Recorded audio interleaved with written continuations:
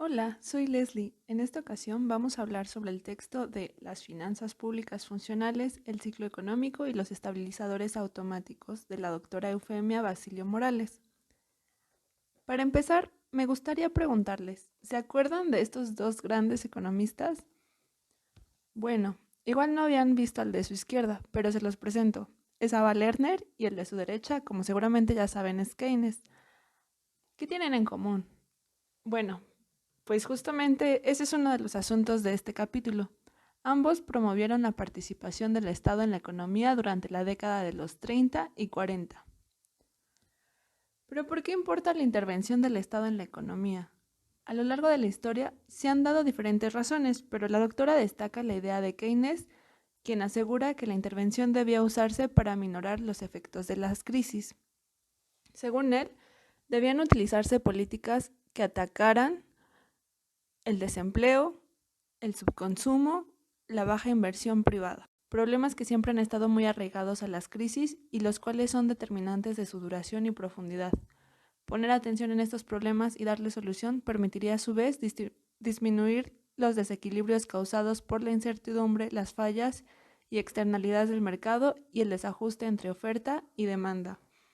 La intervención en estos problemas, según Keynes, debía estar ligada a la administración de la demanda efectiva, pero ello requeriría la combinación de la política monetaria y fiscal.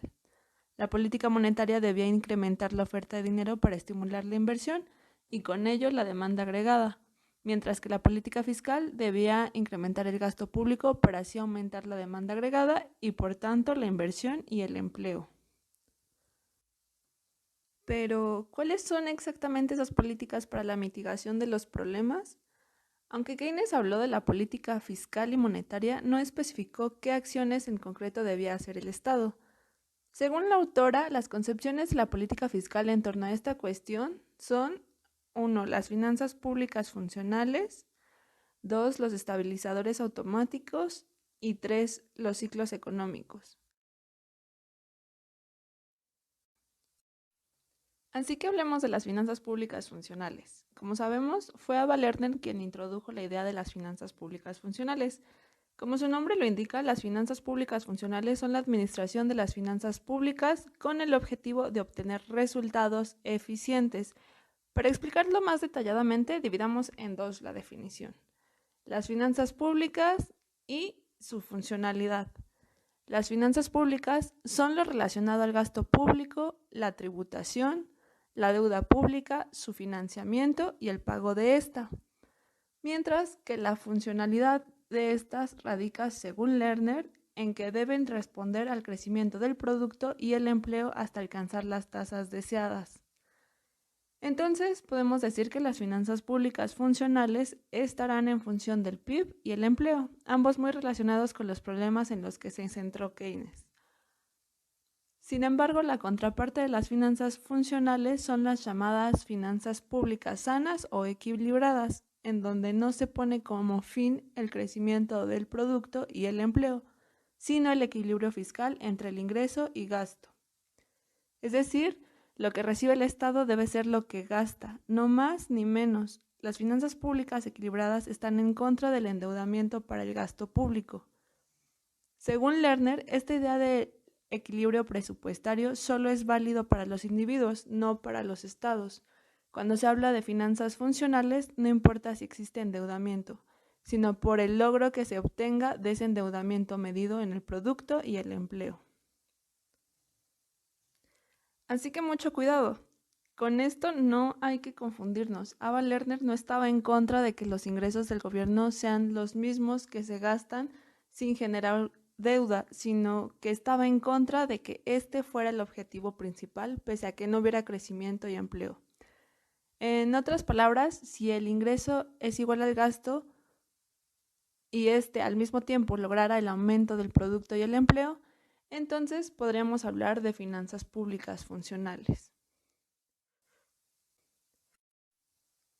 Para el logro de las finanzas públicas funcionales en el supuesto del equilibrio fiscal, se necesita que 1. El gobierno debe mantener un nivel razonable de demanda todo el tiempo, esto a través de la gestión del gasto público y los impuestos. 2. El gobierno debe mantener un nivel de tasa de interés que induzca la cantidad óptima de inversión, aumentar y disminuir el dinero prestado con las tasas de interés, es decir, incidir en la liquidez del mercado. 3. Si ambas no logran los objetivos de las finanzas públicas funcionales, a la par de un balance fiscal equilibrado, entonces el gobierno debe imprimir el dinero suficiente para cumplirlas. Y 4. El gobierno debe coordinar la oferta de dinero y el gasto público para la estabilización del nivel de precios en razón de la demanda agregada total. En caso de que no se cumplan los dos objetivos principales al poner en práctica estas reglas, el Estado debe pedir prestado. Pese a las reglas propuestas por Lerner, muchos economistas, entre ellos Keynes y Kalecki, aseguran que no hay mecanismo alguno que asegure un alto nivel de actividad económica. Siempre habrá desequilibrios, por lo que será necesario hacer uso constante de los déficits fiscales. Advertencias de Lerner. La deuda no debe entenderse como dañina siempre y cuando promueva la actividad económica, ya que de ello depende su pago. El incremento de impuestos permitirá drenar el dinero de alto poder y el ingreso disponible en caso de que se sobrecaliente el sector privado. Las finanzas funcionales ayudarán a mitigar las recesiones económicas, regular el ciclo económico, los problemas de bajo crecimiento y la elevada concentración en la distribución del ingreso. Hablemos ahora de los ciclos económicos. El estudio de los ciclos económicos ha tenido varios enfoques a lo largo de la historia del pensamiento económico, pero la definición de estos es la siguiente. Los ciclos económicos son una forma de fluctuación que se encuentra en la actividad agregada de las naciones que organizan su trabajo principalmente en empresas. Un ciclo consiste en expansiones que ocurren al mismo tiempo en múltiples actividades económicas, seguidas de recesiones de igual modo generales, contracciones y recuperaciones que se funden con la fase expansiva del ciclo siguiente. Esta es una definición clásica otorgada por Burns y Mitchell en 1946, pero muy probablemente ustedes, al igual que yo, cuando nos hablan de ciclos económicos, pensamos en esto. Una curva que muestra crecimiento, auge, crisis y depresión.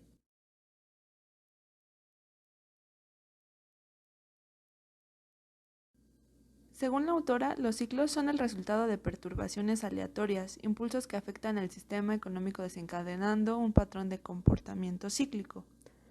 Sin embargo, pese a que muchos aceptamos la definición de los ciclos económicos, aún existen diversas controversias sobre cómo gestionarlos. Prácticamente cada escuela del pensamiento económico tiene su postura al respecto. Hablemos de los keynesianos. Ellos se caracterizan por poner especial atención en la inversión, pues desde este enfoque los cambios no planeados en la inversión privada son los que desencadenan las fluctuaciones económicas.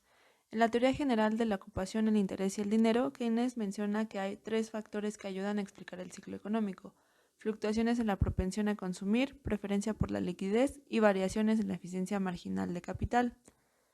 Pero según Hansen, la discusión de Keynes se puede sintetizar en 1. El ciclo consiste principalmente en fluctuaciones de la tasa de inversión. Y 2. Las fluctuaciones en la tasa de inversión son originadas principalmente por fluctuaciones en la eficiencia marginal del capital. Por tanto, el ciclo para Keynes es inestable y permanece en constante desequilibrio. Para los nuevos keynesianos, el ciclo económico tiene su origen en la existencia de fallos de mercado que se concentran en fricciones nominales en la demanda o en rigideces reales en los precios. No obstante, reconocen que oscilaciones en la oferta monetaria provocan fluctuaciones y generan ciclos porque el dinero no es neutral. Los post-keynesianos, Arestis y Sawyer, por su parte, piensan que las decisiones tomadas por el Banco Central para cumplir las metas de inflación o las finanzas sanas son las que generan la inestabilidad y el bajo crecimiento, mientras que la escuela de los ciclos monetarios del monetarismo friedmaniano afirma que los cambios en la oferta monetaria ocasionan fluctuaciones en el nivel del producto. Estos cambios en la oferta monetaria comúnmente son por información asimétrica.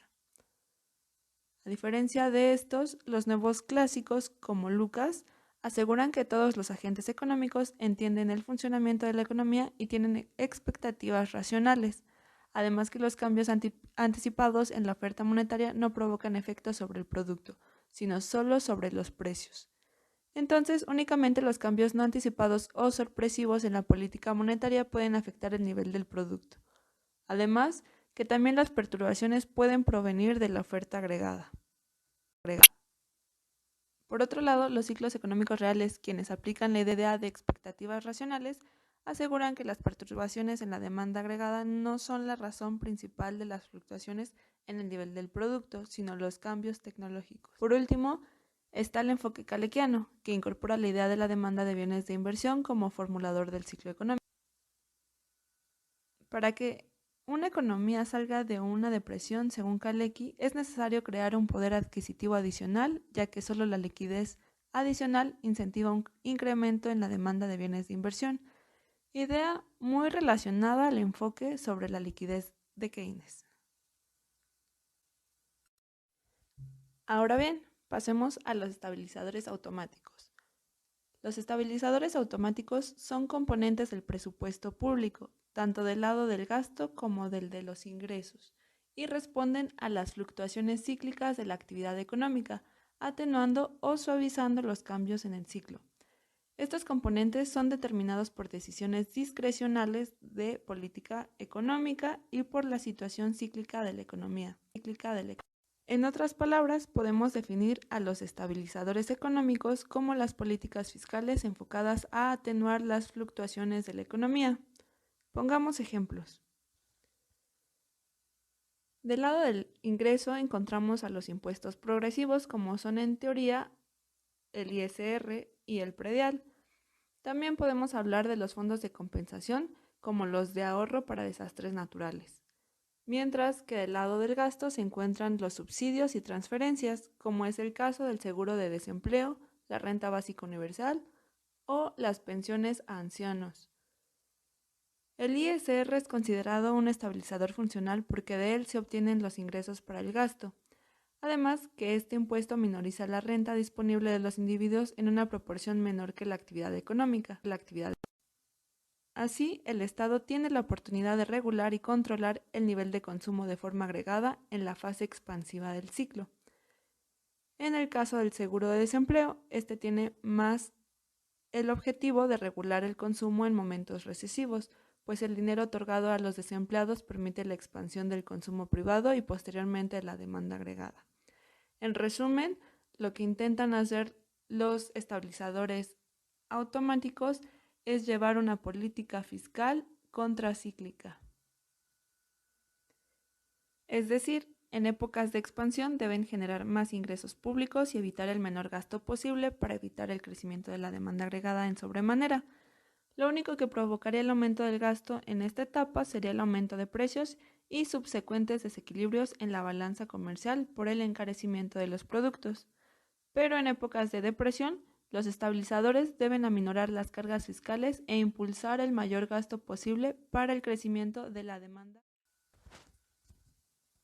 La efectividad de los estabilizadores automáticos, según la doctora Eufemia Basilio, depende de varios factores. Entre los más importantes está el peso del sector público en la economía, la progresividad del sistema tributario, los esquemas del empleo público, los subsidios al desempleo, la sensibilidad del desempleo a las variaciones en el producto y el grado de apertura de las economías.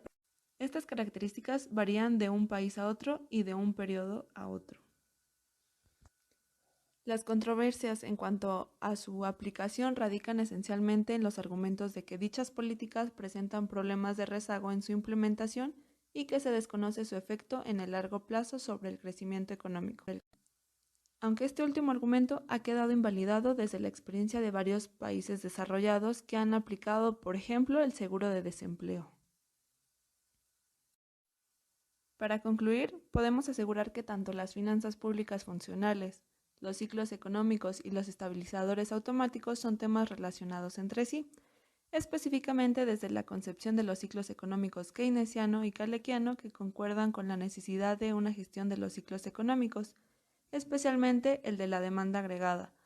Las finanzas funcionales junto con los estabilizadores automáticos son instrumentos que pueden promover la idea de una política fiscal contracíclica como lo formula Lerner y Keynes. Sin embargo, En el mismo texto, la doctora Eufemia Basilio confirma la idea de que en la mayor parte de Latinoamérica no existe ninguno de estos factores, que no existe política anticíclica, lo que resulta gravísimo, sobre todo en etapas de crisis. ¿De qué forma creen que podríamos alcanzar una política fiscal anticíclica? ¿Creen que sean excluyentes las finanzas públicas funcionales de los estabilizadores automáticos? En dado caso, ¿qué funcionalidad tendrían los estabilizadores automáticos? Déjenme sus comentarios y dudas aquí abajo. Gracias y nos vemos a la próxima.